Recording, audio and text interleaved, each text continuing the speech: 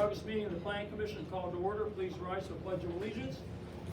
I pledge allegiance to the flag of the United States of America and to the republic for which it stands, one nation, under God, indivisible, with liberty and justice for all.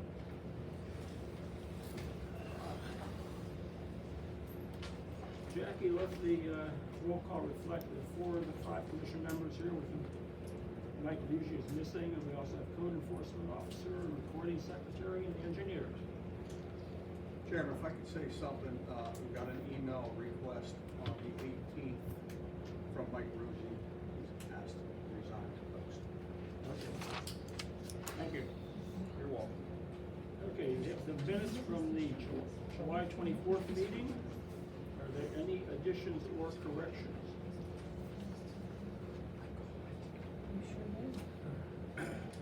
Hearing none, I'd make a motion to approve the minutes. We have a second? Second. Okay, motion by Peter, second by Kevin. All in favor indicate by saying aye. Aye. Opposed? Motion carries unanimously. Next item, development proposals. We have the sharp plan of lots, which is a lot line revision. Is there someone here to speak to that? I was gonna cover that, Mr. Okay. Chairman, since it's such a simple subdivision. Wasn't Cecil always used to say there's no such thing as a simple subdivision? I remember he would say that. You know, a famous Cecil quote. So anyways, we have received what is called the sharp lot line revision dated August 14, 2024. That's prepared by Hampton Technical. And basically, it is taking a lot, which is known by Lot 1R, which is approximately 5 acres, and redistributing a small portion of that onto what is considered Lot 15R. So what it'll do is it'll increase the existing lot, which is 0.648 acres, and run it up to about 0.8 acres of property. We did review all the information provided by the applicant, and since that time, I've had a chance to talk with the developer's engineer, and he's made all the requested changes that we have for. So based on the foregoing, we would recommend approval of the sharp lot line revision, conditioned upon the engineer's letter dated August 22nd, 2020. Jeff, do you have anything to add to that? Have nothing. Voting on the commission. Any questions or comments? Does anybody in the audience have any comments on this request? Chris Capone, 3606 Windsor Court. Mr. Slakewood, do you know the reason for this change? I mean, a lot of times the applicants come in and say, like, I know, like, with Mosery came in and said, oh, you know, my lot was up on the top of the hill, I couldn't access it, so I'm giving part of the bottom to someone else. Yeah, The so rationale behind this? it's just a question of making the lot bigger. It's not for a deck, it's not for anything like that, it's just for additional land area so that there's more side yard. That's it. Thank Very you. simple. Okay. Any other questions? What's the commission's feelings? Move to recommend approval of the sharp plan of lots lot line revision. We have a second? Subject to the engineer's comments. Second. Okay. Motion by Kevin, second by Preston. All in favor indicate by saying aye. Aye. Opposed? Motion carries unanimously. Thank you. Next item, I guess we'll go down to old business, revision of the PRD section of zoning ordinance. Before we get to that, Mr. Chairman, Yes. since it's listed on the agenda here, maybe a matter of new business. Probably would be appropriate for this commission to adopt a resolution thanking Mike for his service and recognizing his. We can't hear you. I'm sorry, I apologize. Thank you. Can you repeat that? Yes. Can you hear me now? Okay, thank you. I apologize, I'm sorry. I was just going to suggest that this commission adopt a resolution thanking Mike Rugi for his service on the planning commission and acknowledging his work on behalf of the township. That's a good idea. Yeah, Jeff? he's dedicated 12 years. 12 years. Quite a few of those have been a chairman of the last few. What's the commission's feeling? No, I'd certainly be in favor of that. Okay. I agree. Motion by Kevin. We have a second? Official second? Yeah, I'll second. Second by Peter. All in favor indicate by saying aye. Aye. Opposed? Motion carries unanimously. Thank you. Okay, let's move on to the revisions to the PRD section. This came out a little bit late. Did everybody have a chance to review it?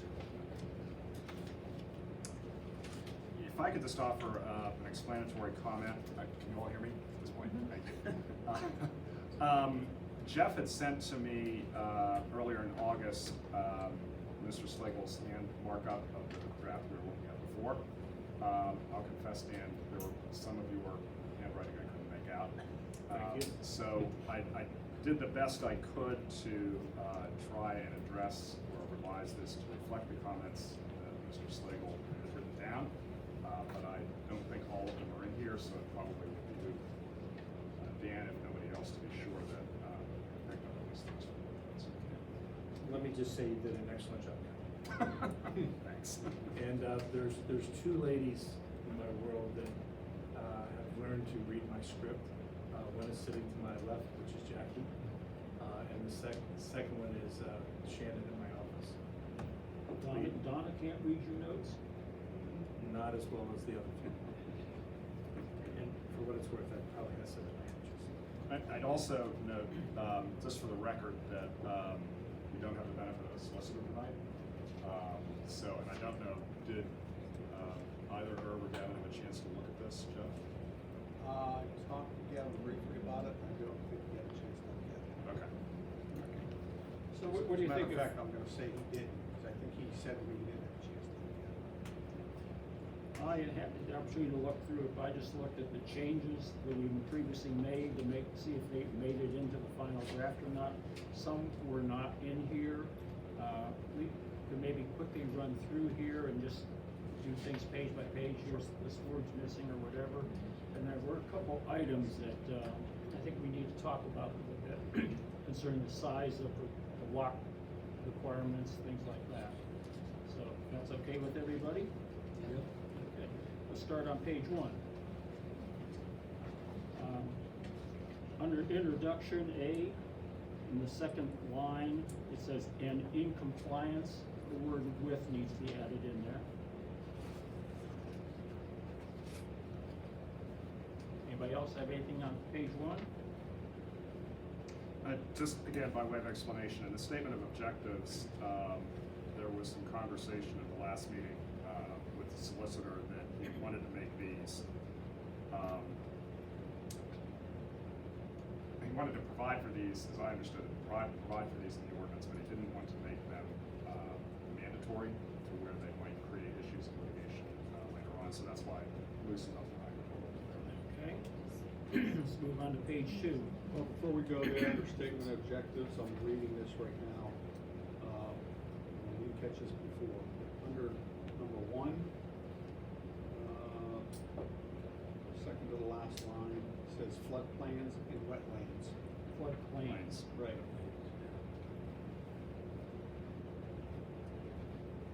Okay. Done with page 1? Yep. Okay, page 2. I think we may have had some discussion on including item 10 as part of the list, where it's been deleted. Does anybody recall?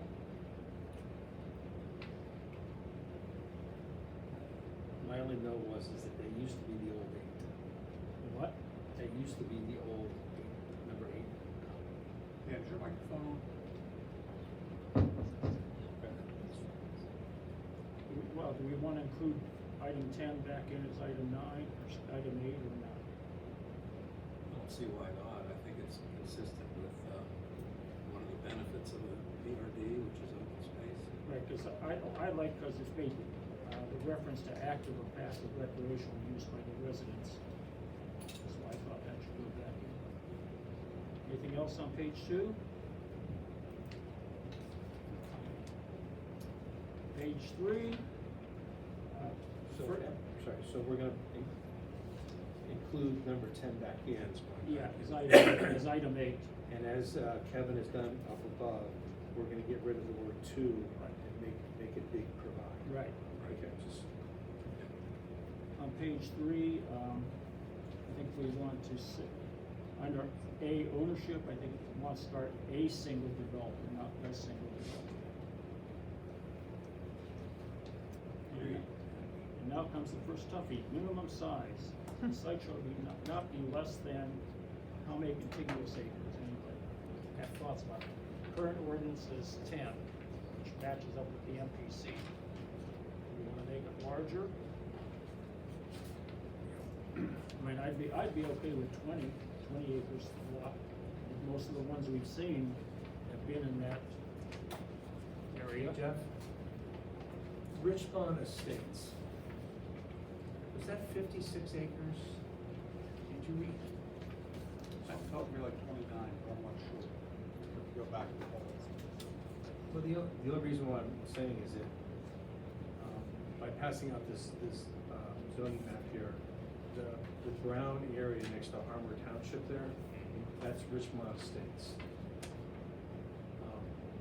I'm sorry, it's to the right of that. It's to the right, the The cross one that doesn't have the roads on it. Right. So, something tells me that that's 56 acres. That might have been Daniel. But, so if that big of a square is 56 acres, I just wanted you to have a reference point when you're thinking about 20.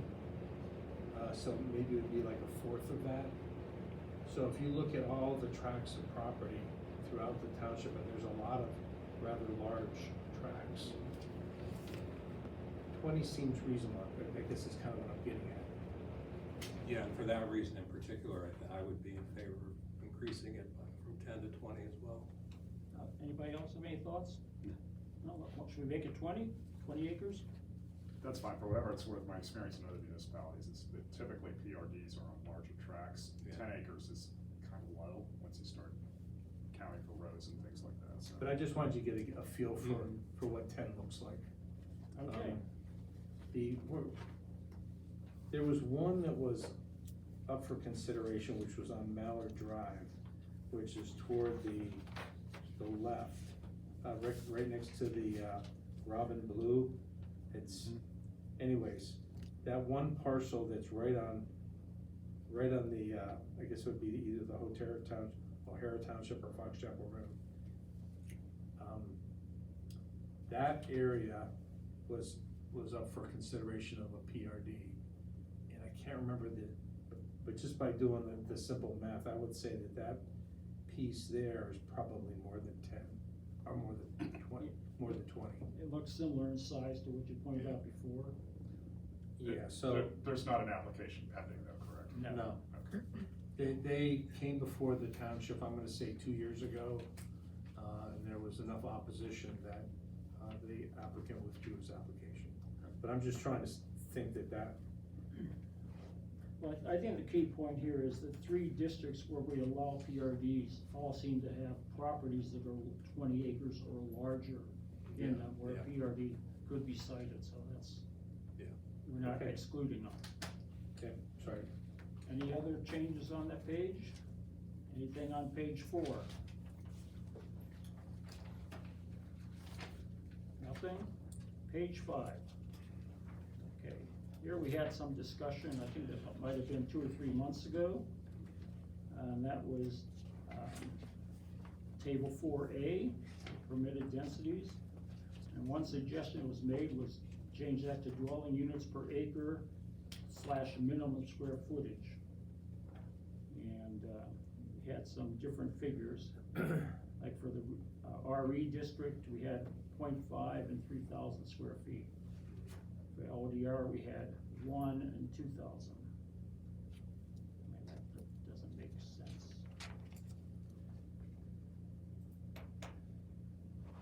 That should be a 2, definitely. Okay. Does anybody have any thoughts about this? Or do we wanna think about this one a little further?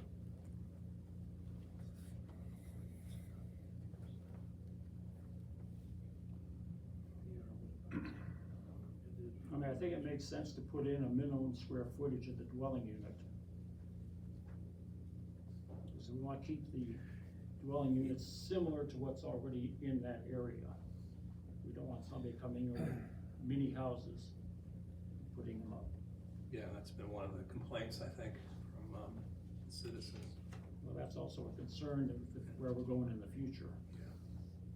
Because they're putting for this affordable housing and all that stuff. Do we have any, data from which to draw? Or to put numbers in here? I guess looking at Jeff. Do we know comparatives in the surrounding municipalities? Well, basically, we put in at one time for the dwelling units per acre was the same as what's allowed under current zoning. So just be on a smaller footprint. Which eventually will get to the point about bonus units or something like that. So you just wanna think about that some more?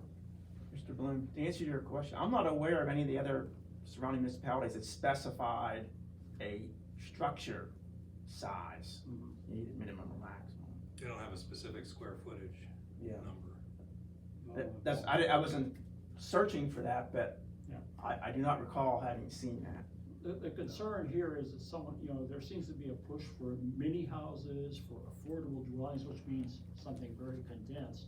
And you don't wanna go into the the estate section where you may have 3,000 and 4,000 and 5,000 square foot homes and have someone come in with 500 square foot homes in PRD, just cause it'd be allowed. I wasn't objecting to the proposal, I was, So, can I just I interject can- one thing? So, let's, as I was just trying to think through what you were talking about, so let's just, for fun, let's use single family LDR with two, okay? So let's say we have this 20 acre, get my calculator. You have 20 acres of property, and you're allowed, 2 units per acre, okay? So 20 enter 2 times, so you're allowed 40 units on that piece of property. If you make them all, whatever, a fourth the size of this room, you're still only allowed 40 of them. See what I mean? So really, as a developer, you're almost shooting yourself in the foot by making small houses. Does that make sense?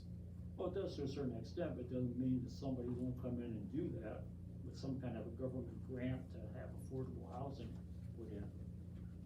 Okay, I'm just saying that, it almost like you'd wanna make the biggest house so that you would, cause a lot of houses are sold at Preston, help me if I, but isn't it like so many dollars per square foot of house area?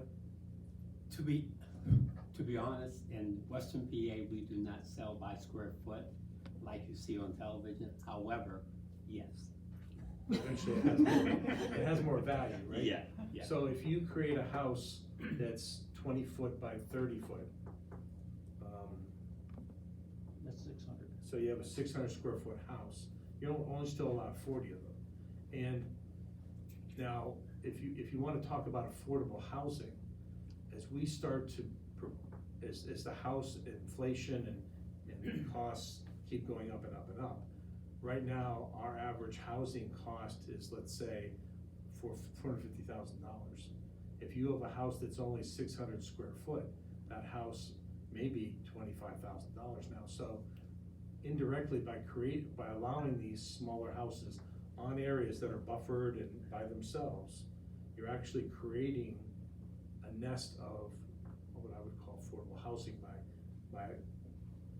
I don't know if any of that makes sense or anything like that, but that's what would happen if that happened. The other side of it is, and I have here as a note to myself, apartments and condominiums. And I don't have my little list here, but in these different areas, is apartments and condominiums a permitted use in these zones? The only place where it's actually permitted use was under MDR, because you have it, it's shown here under LDR, but I think a long time ago we said that doesn't belong. So let's think this one through. Is you have a condominium that's whatever, 3 stories high, and you have 50 units in the one condominium. So again, he's utilized his 40 units in maybe 2 condominium complexes, if that's the route that happens, so. But actually, the definition has been changed to quad/townhouse. Right. It doesn't say anything about apartment So, buildings. Okay. They're not allowed. I think apartments have been eliminated. in Yeah. RDs. I'm just trying to talk through angles. So like, to Chris's point, if you don't specify it at all, yes, you may get them, but what keeps it probably not in the developer's best interest to do it is that you're putting a lot of very inexpensive houses, but you're stuck by the density. And he can build bigger, more expensive homes and not have it reduce the number of units overall he's able to put in there. With the exception that the next table starts to pin them in with side and rear yard distances. But I think, you know, based on what Chris mentioned, some of our surrounding neighbors, communities, they specify a minimum lot size. We're not specifying a minimum lot size, which means you could take that 20 acres, put your 40 houses on, maybe 2 acres worth of it, you know, because maybe the rest is steep slopes, is unbuildable and stuff, so you're putting this group of housing right in the middle of no, you know, unbuildable property. We'd rather just keep the whole thing open.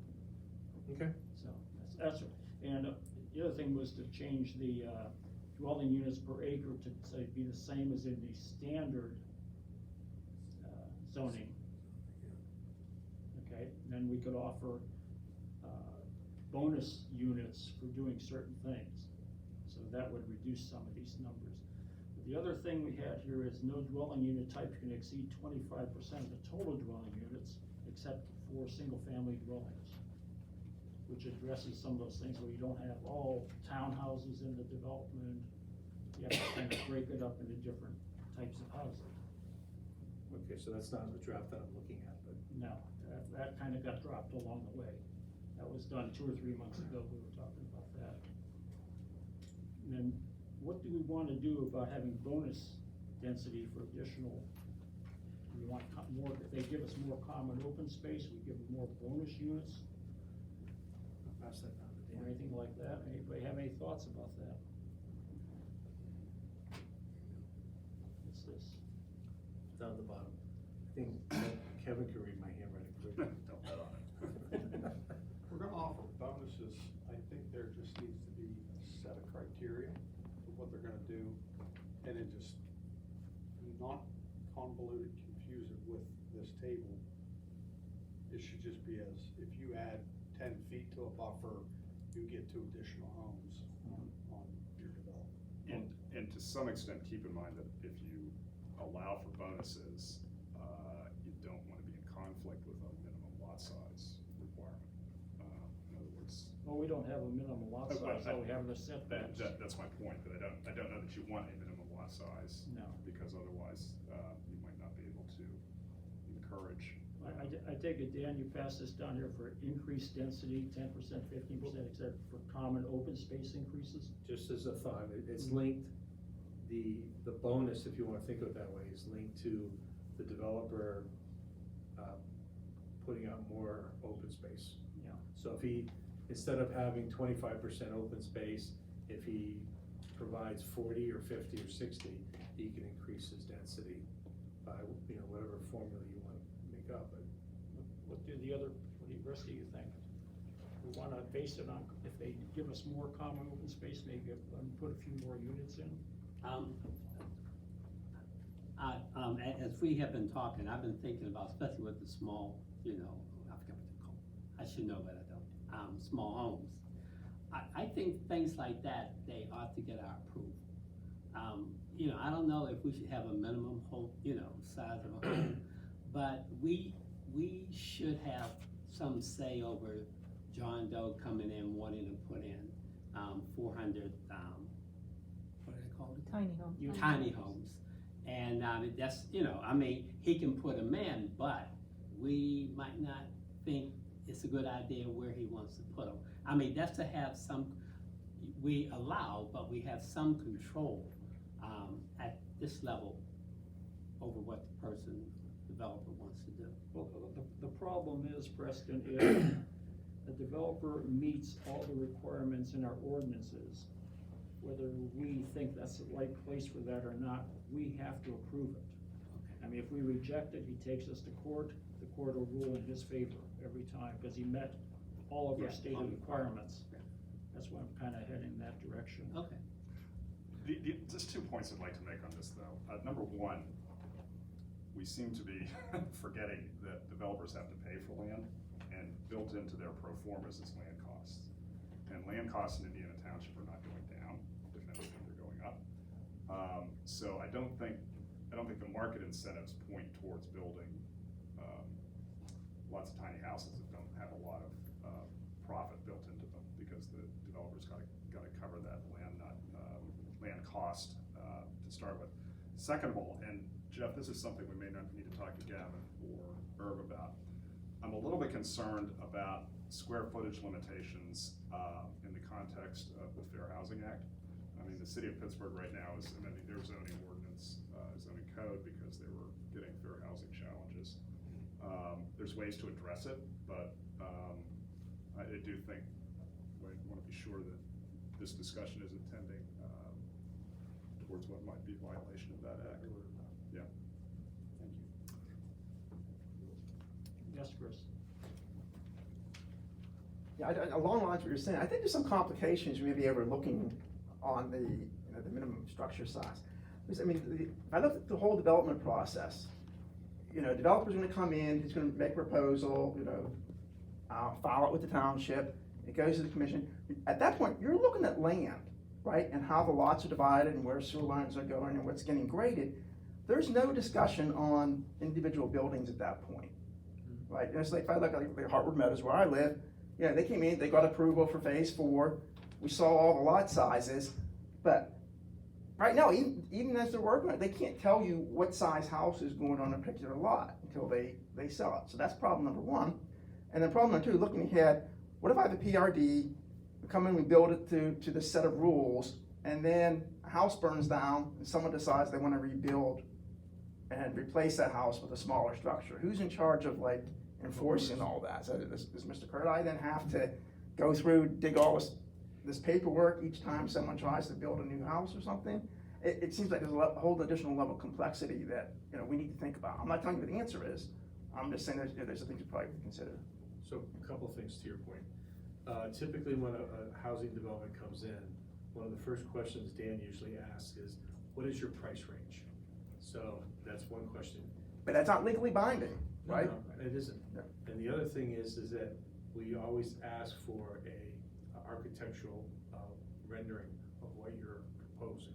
And the developer usually comes in and shows you a single family, a quad, and you're right, it isn't legally binding because he could show you a picture and then that's not what happens. I think for Hartwood Meadows, they did not show any pictures. They did cite certain models that were listed on their website, and what they are selling today is quite different than what they proposed, what it was 4 years ago when they first came in. Because they said that they were gonna have the presidential line.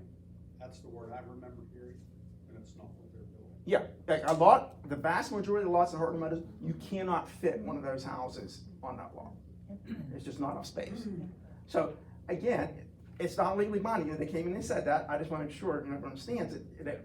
It's one thing to say this. I certainly understand, Mr. Taylor, what the point you're trying to make, and I'm not saying I disagree with the direction. I'm just saying from if I were sitting in the solicitor's chair, I'd be thinking about, well, how do you actually legally enforce this? And not just today, not just when it's started or approved, but 5 years from now if they want to add on, or if a house gets replaced, or if a lot isn't built now and it's just they're vacant. Seems a big burden. I would imagine that in that scenario, it's a good point. I would imagine that the HOA would have something to say about that. So, yeah, as far as the burn solicitor's down. not here, but I'd like to ask him, but I would think the HOA would dictate what can be rebuilt back Yes. there. Yeah, it could. I mean, but then, that's one more thing you have to check. I'm just sort of asking, what is the enforcement mechanism to enforce this rule? Because it doesn't really fall under the same enforcement system we So have that for would be the the lots. HOA, and they would basically police themselves to make sure that, well, you can imagine what would happen. You got all these beautiful houses, and then someone builds puts a trailer there. So the HOA prohibits that. Well, those practical problems may be why the surrounding municipalities don't have a specific square footage. That's my guess. Just because the complexities actually enforcing those types of rules are probably more burdensome than it's worth. Well, I think, like most HOAs, after so many years, they cease to function. I know where I live, my neighbors here. In our HOA, it says there's a minimum square footage for the houses.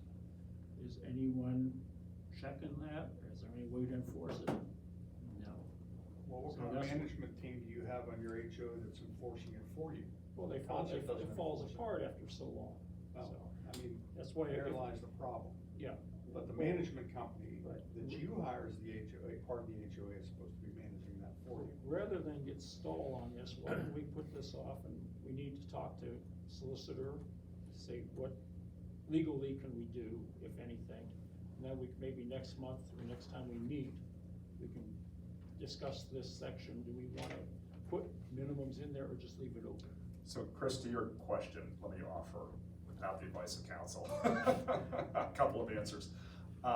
First of all, zoning in Pennsylvania can't regulate aesthetics.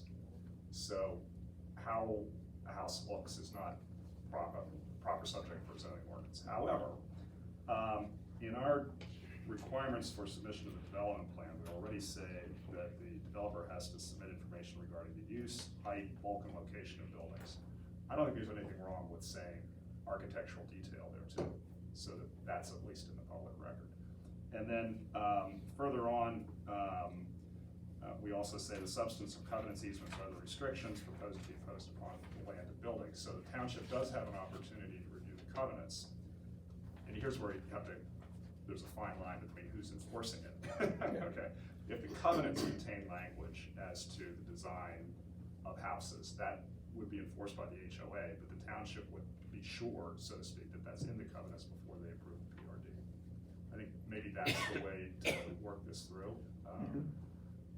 Again, I'd probably want to bounce that off of her. but Yeah, I'm I not saying think it's not that's how possible. yeah. My point was, I think you need to think through how it gets enforced, and I think right now it seems kind of messy. Right. It's just- I mean, I've seen HOA covenants where the enforcement mechanism was, it said, any resident can sue any other resident who's in violation. It's like, okay, that's really messy, right? So you have to go file a lawsuit against the person next door, and it's like, that doesn't usually happen, and. Comment, you live in Hartwick Meadows? Yes. I live in Shawnee Ridge. Mhm. Our HOA was dissolved maybe 10 years ago. Why, how, I don't know. So if something happens, like if a house burns down, I don't see, there's no local control inside the plan to have any say-so on what will be built. Nor is there one for Hartwood Meadows. Yeah, we don't have an HOA. It's gone. And that's the way I think most plans end up. There's very few that stay active for many years. But let's postpone this till we have legal counsel here. What about the comment, no dwelling unit type can exceed 25% of the total unless they're single-family dwellings? Can I ask, so are you postponing the density discussion, is that, Yes. okay, just clarifying, thanks. What about that? Where are you at, Dan? Well, this would be an insert right below this table. We're still on 4A? Yeah. Everybody, does that sound reasonable to everybody? Could you say that again? So, No dwelling unit type can exceed 25% of the total dwelling units except for single-family resident dwellings. So we don't get all townhouses, we don't get all this, all that. So So we put the some lang- limitation. the language that I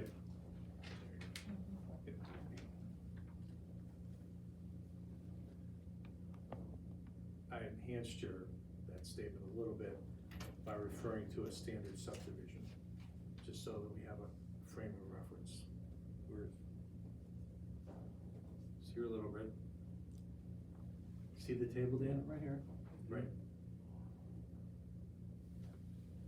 So what did you add? For a standard subdivision.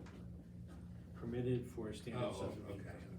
So you just need a frame of reference, 25 of what? And what you're assuming or referring to is 25% of what a permitted standard subdivision would be.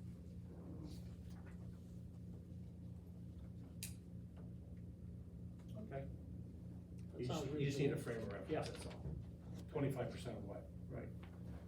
So what the engineer was suggesting is, it said, no dwelling unit type can exceed 25% of the total dwelling units permitted for a standard subdivision except for single-family dwellings. That sound reasonable? I would agree with Yeah, that. that sounds good. Very reasonable. So what that backhandedly does is that it kind of protects the township in that no matter what your bulk density table says, no matter what your side yards or other criteria is, no matter how you slice it, if you can only put 30 houses as per a standard subdivision there, you can only go 25% more of that, no matter, so what that does, it creates an artificial cap on the number of units. This back, since I may, be the typist here. So it's just a safeguard. Okay. So- And do we wanna put anything in as concerning bonus density at this point, or do we wanna save that for later? Well, I guess related to that, to some extent, is the common open space requirement. Right. And, we'll get to that on the next page, but I would like to see that go up from 20 to 25%. Okay, well, let's go to the next page then. Okay, table 4B.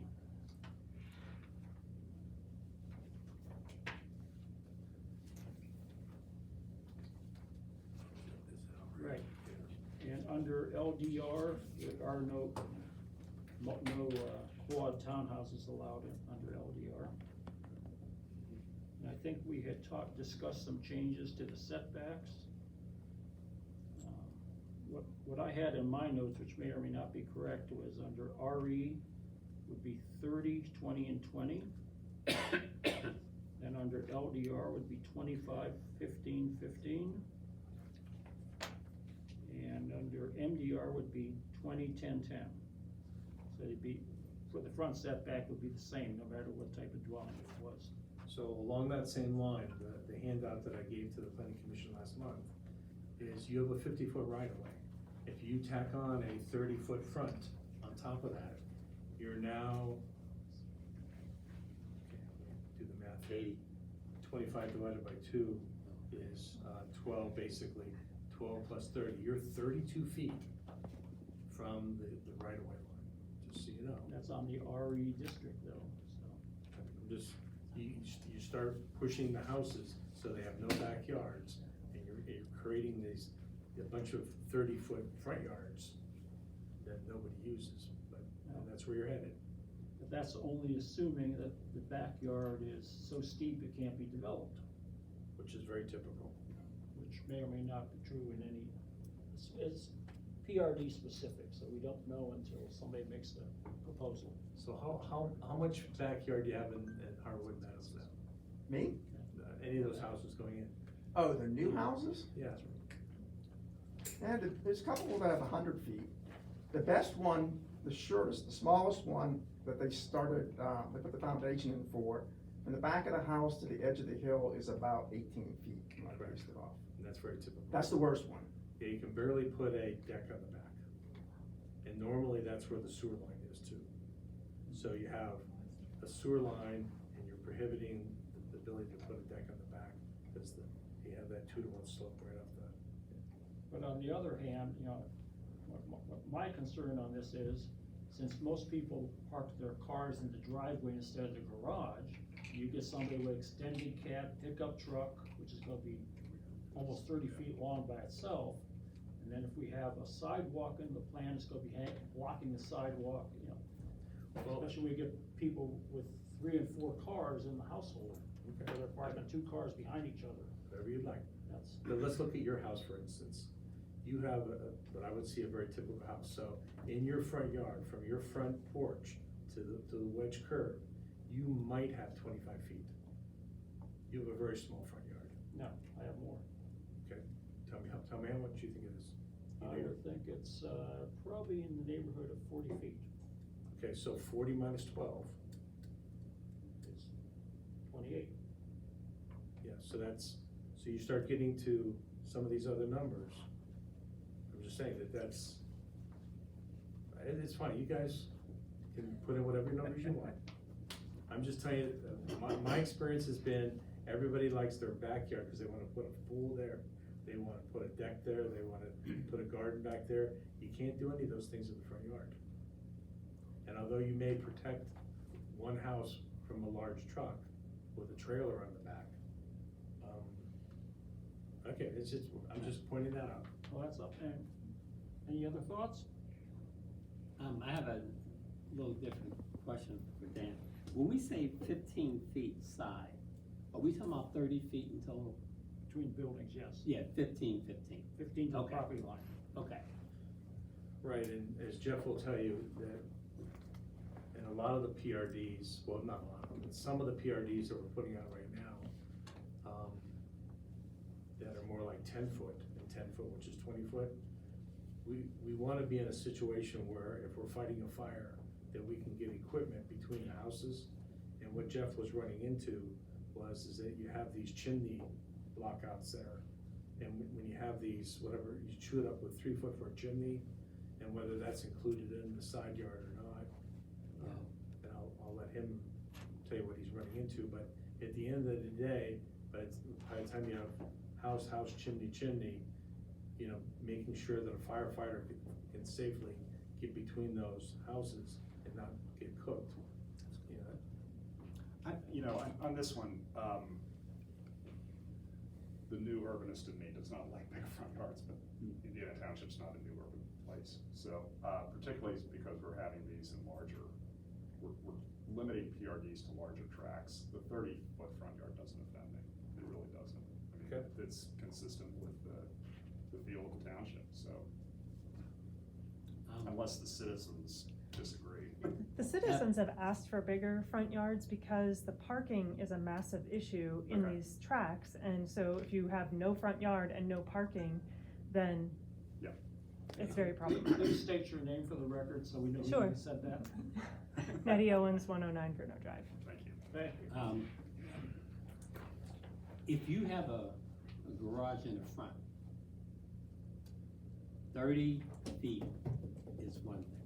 If the garage is on the side and the rear, then that's different. So, you know, you're talking about multiple cars, and, you know, I don't know, if you have front garages, you know, and you only have 30 feet. If you have rear garage, like the rear garage, then that's different. That can be true, but again, we don't know where the garage is gonna face. Oh, If yeah, it's gonna face yeah. side, front, you know, that's giving us Definitely. a lot of dimensions. And as Kevin pointed out, under LDR, under two-family dwelling, the side setback should be 15, not 12. Okay. Common open space. Peter, you have some Yeah, comments? again, I think, you know, recognizing that the surrounding municipalities, at least West Deer and Hampton, and I think O'Hara, have a 30% requirement for open space. And yet, as far as I understand, they're still having PRDs there. I just think it makes sense to take more advantage of one of the benefits of a PRD, and that is to increase the required open space to 25% from 20. Any thoughts? Yes. Yeah, go ahead. No, I mean, I just agree with Peter. I thought you were gonna argue No, with it. no. So we're saying 25% instead of 20? Okay, do we wanna consider, I have a question, is any of the buffer area considered part of the common open space? Or is it excluded? I wasn't really sure after I read this.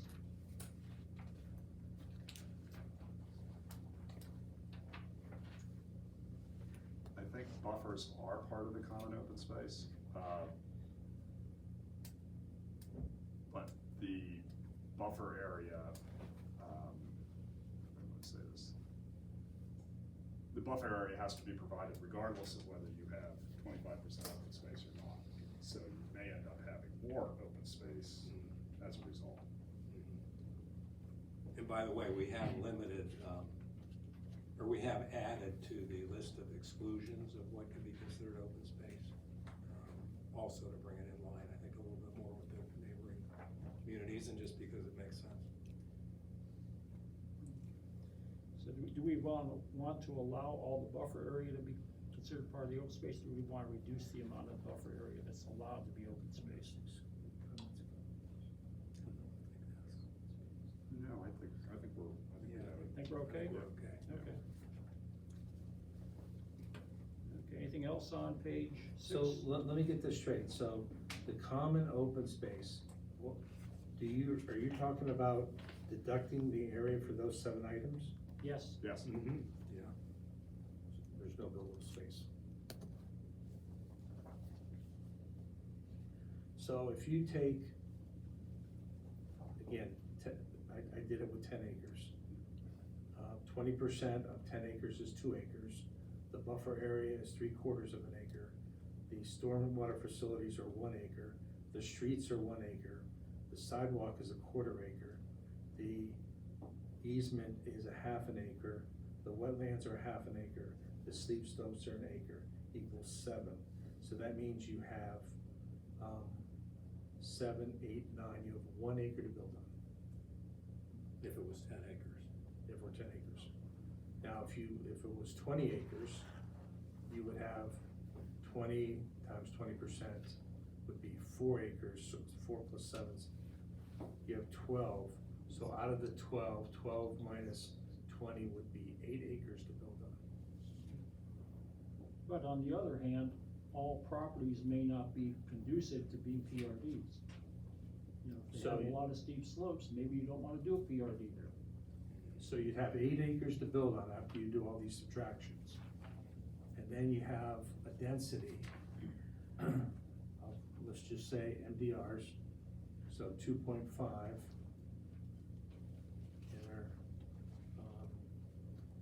20 times, would be 50 units on 8 acres. Is what your equation is coming down to. 8 acres is remaining. 8 acres of remaining buildable areas. And he can put 50 units on that. So he can't obviously put 50 acres on it, so, if you just go with 8 acres at 1/2 acre, lots, which is a nice size. So that would be 16 units, he's allowed 50 units, you're giving him 16 units on a 20 acre parcel that he has to build and put all that infrastructure on.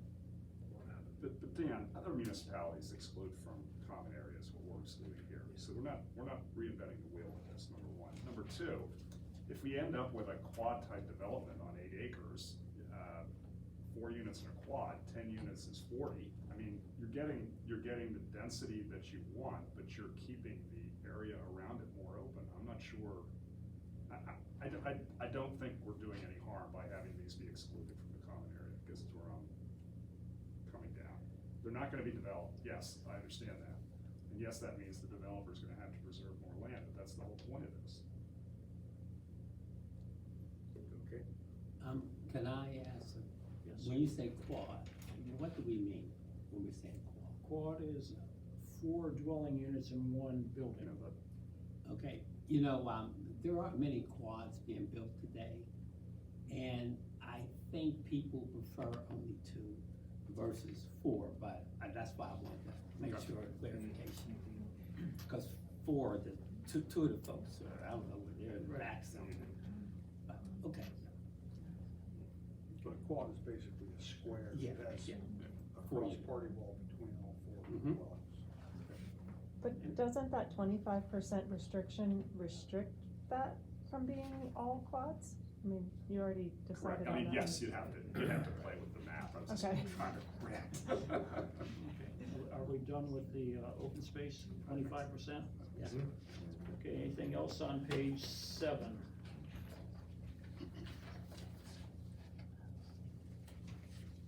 Page 8.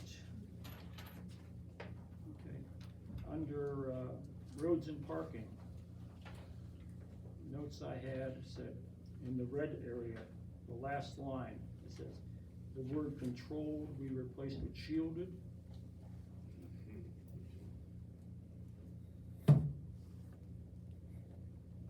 And further on that line, between on and properties, we said on any properties, insert any.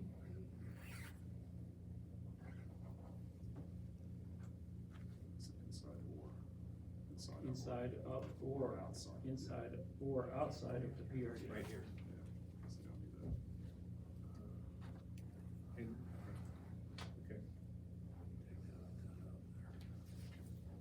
outside the PRD, so the ofs, two ofs need to be removed. Didn't have anything else on that page? Okay, page 9, item number 4, the second paragraph, instead of determined, I think we put in established.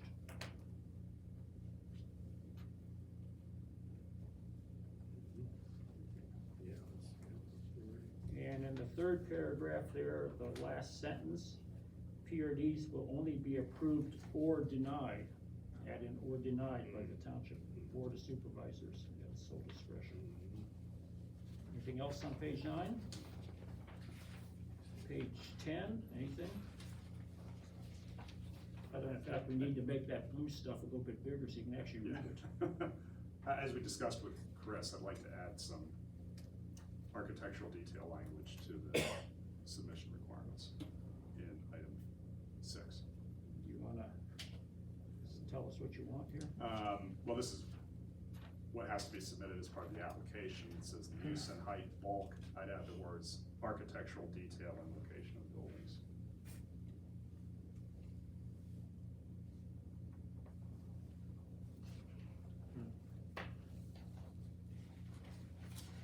And location of buildings. Okay, anything else on page 10? Page 11. The only thing I had, I think the last item there, it's listed as item number 11, I think it should be 15. I think you're right. Anything else on page 11? Page 12? Page 13? Page 14? Page 15? 16? 17? 18? 19? And 20, and we're done. Except for revisiting the density. Except for density, yes. We wanna do that, or you want to consider it for the next meeting and think about it?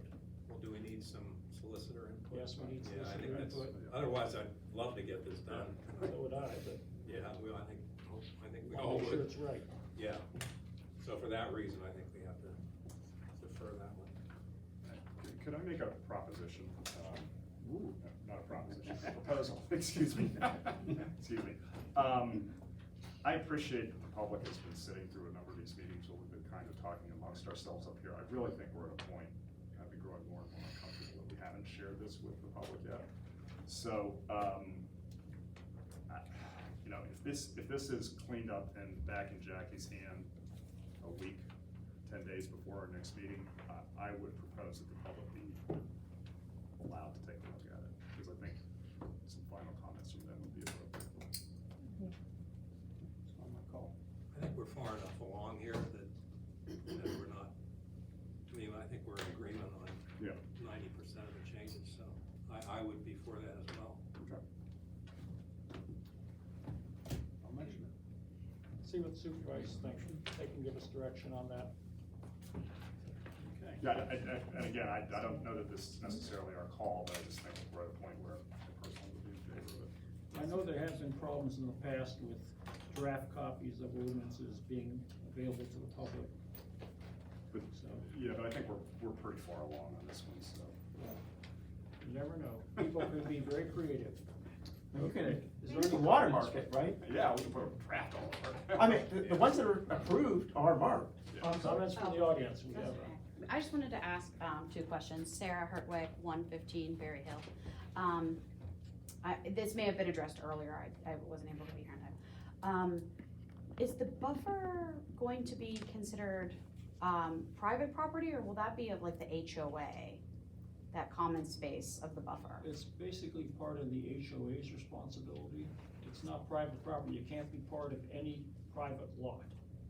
Okay, so like people won't fence in the buffer? Right. Okay, and the other question that I had, and I know that in our neck of the woods that this was a little bit of an issue, and I'm wondering if there could be anything done in this document to prevent this, but in lots that are purchased in a development, that may or not be built, or if something were to happen like a fire, you know, and somebody were to rebuild, is there anything that would prevent a developer from coming along, buying that tract and then using it as a road to access more land behind?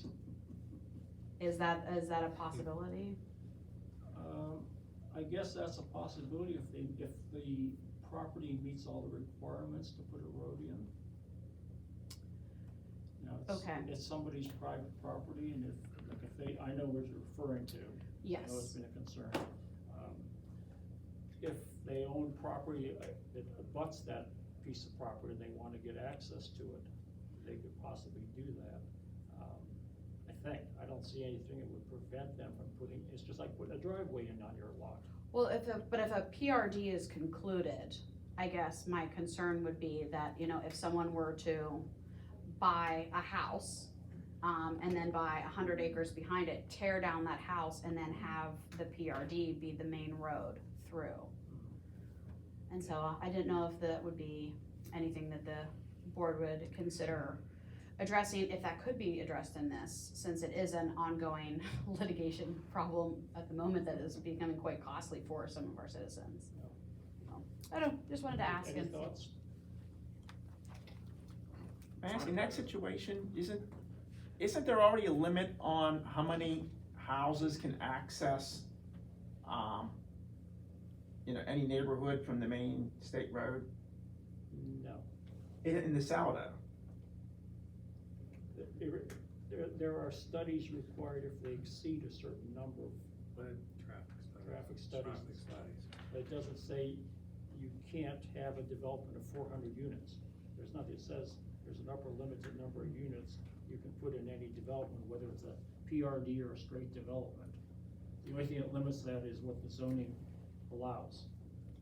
But would at some point, you'd be required to have an additional entrance to the state road, That's the only, right? that's the only catch, because you could, if you have a stretch of roadway that's so long, we might come up and say, well, you need a separate entrance. You can't have, 200 houses fed with one road that becomes a bottleneck. That's about the only thing we can do, and I think that's in the Saldo, or is that in the? That's in the Salado. That's an example, Yeah. the example that Ms. Harper was presenting, that would be the ultimate limit, right? So in the state of Pennsylvania, no property is allowed to be landlocked. So whenever we do subdivisions and site plan, that's always one of the things we look at, is to make sure that each piece of property has public access. I guess the inherent reason for the township is because eventually we want to tax you. So we want it to be a viable piece of property. So, but that's the way the state law is set up. So it has to be, as far as putting in a road, the minimum width for a road for us is 50 feet. Unless we get a waiver from the township.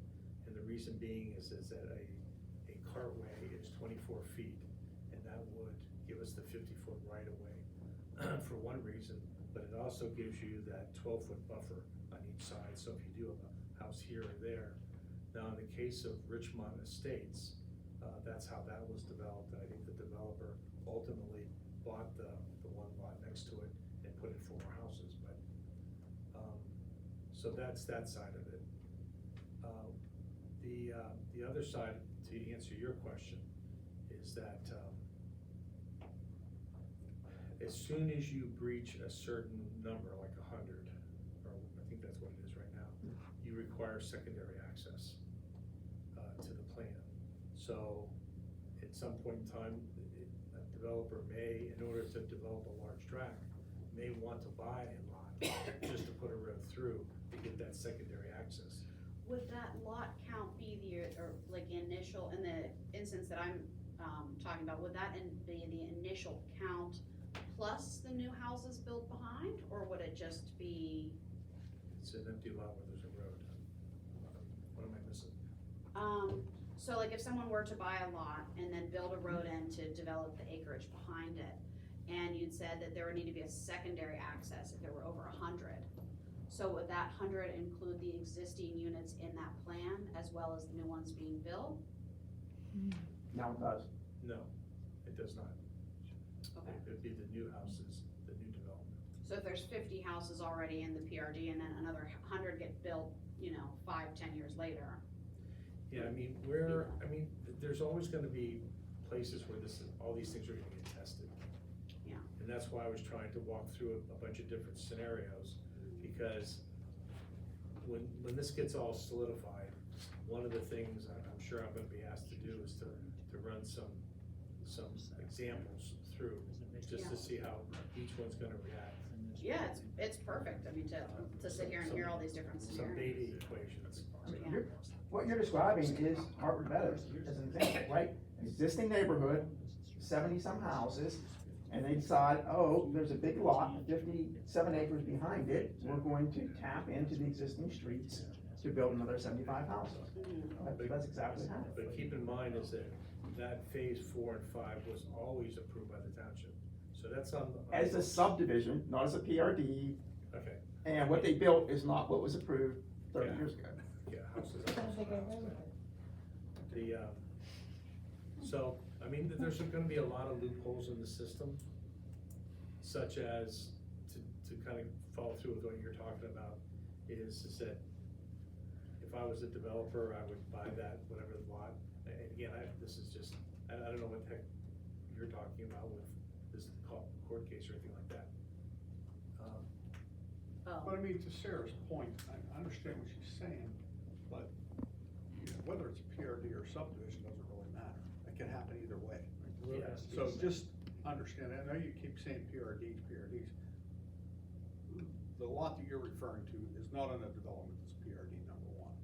So that's a multi-subdivision, and it's facing, everybody in the plan is upset about it. I Yeah, know what you're well, I'm talking just about. trying to understand how that would happen with the PRD going forward, right, as like a preventative measure. That's why I'm asking these questions. I know that this other plan that already exists, that die has been cast, it is what that is. But I just am thinking down the road, so this doesn't potentially, happen again, or if it does, there's a plan in place, so, people don't have to go through all But the things that I would do lawsuits if I and was the developer, and again, I'm not sure where this case is, but I would buy the lot. What I would do is I would develop it with 99 units, of which, very similar to Hartwood Meadows, you have one 10-acre tract in the back that has one house on it, an estate lot. And that would just stay there until such times as the ordinance changed for whatever reason, or waivers are given, and then the rest of it gets built. So you don't know how any of these pan out over time, but that's what I would do if I was a developer, to kind of limit my expenses, because I would just build up to whatever thresholds the township creates. Wouldn't it be up to the township supervisors to not give repeated waivers to developers who behave in an opportunistic way? So Please state your name. Oh, I'm sorry, Donna Ludwig, Oakville Drive. So to that extent, that's why the Board of Supervisors authorized the update of the current saldo.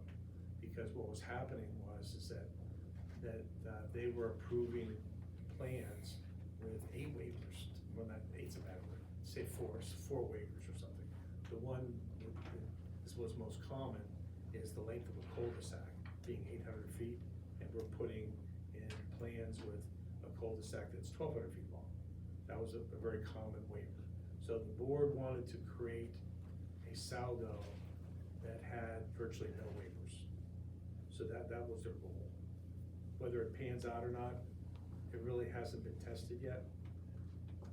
But that was the goal of the supervisors, is no waivers. This is it, this is what we agreed to, no more waivers. But if you read the PRD ordinance, the MPC, it is a very integral part of the MPC process, is granting waivers. Which is that's kind of our goal, or my goal. But I think it does raise an interesting point, and that is, if someone proposes a development has one road in and one road out, with 99 units, which falls below our 100-unit limit for all sorts of studies. Now, somebody wants to put another development at the end of that road with 10 units in it. Are we looking at it as 10 units, or should it be 109 units required? requiring this So- traffic study. When I wrote this out though, I think I put the word cumulative in there. Cumulative, I'm pretty sure. so it would add Yeah. what's existing and then add on what's being proposed at the end. So That I- way I- require the second. I think so. I tried to think that one through and then put something in place that would. Now, can they ask for a waiver? Sure. Yeah. Can the supervisors at that time Deny grant it. the waiver? Sure. Okay, But it's hard to think of the 100 different right, gyrations, because the developers will test it, there's no doubt about of it. course. That's what they're there for, business for. It's kind of like when you have a small child and put them in a playpen, and next thing you know, they're out of the playpen. Well, at least Okay. I shouldn't speak to all children in Right. general. Any other comments from the audience? Okay, we have a motion. We got took care of old business, we got our correspondence, we have a motion to adjourn. So moved. I'll second the motion. Motion by Kevin, second by Peter, all in favor indicate by saying aye. Aye. Opposed, motion carries unanimously. Thank you for coming. Thank you. Thank you. And leave this here for the supervisor.